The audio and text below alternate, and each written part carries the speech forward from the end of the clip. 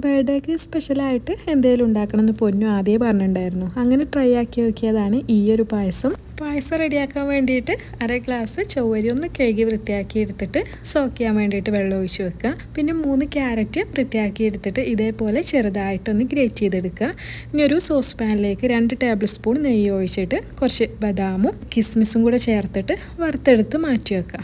ഇതേ നെയ്യിലേക്ക് തന്നെയാണ് നമ്മൾ ഗ്രേറ്റ് ചെയ്തെടുത്ത ക്യാരറ്റ് ചേർത്ത് കൊടുക്കുന്നത്. ഇനി ഇതും നന്നായിട്ട് നെയ്യിലൊന്ന് വഴറ്റിയെടുക്കുക.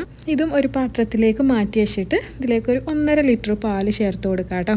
പാലൊക്കെ നന്നായിട്ട് തിളച്ച് വരുമ്പോൾ സോക്ക് ചെയ്തെടുത്തിട്ടുള്ള ചൊവ്വരി ചേർത്ത് കൊടുക്കുക. സോക്ക് ചെയ്തെടുത്തോണ്ട് തന്നെ ചൊവ്വരി പെട്ടെന്ന് വെന്ത് കിട്ടും. ചൊവ്വരിയൊക്കെ വെന്ത് വന്നാൽ അതിലേക്ക് ക്യാരറ്റും കൂടെ ചേർത്ത് കൊടുത്തിട്ട് നന്നായിട്ടൊന്ന് മിക്സ് ചെയ്തെടുക്കുക.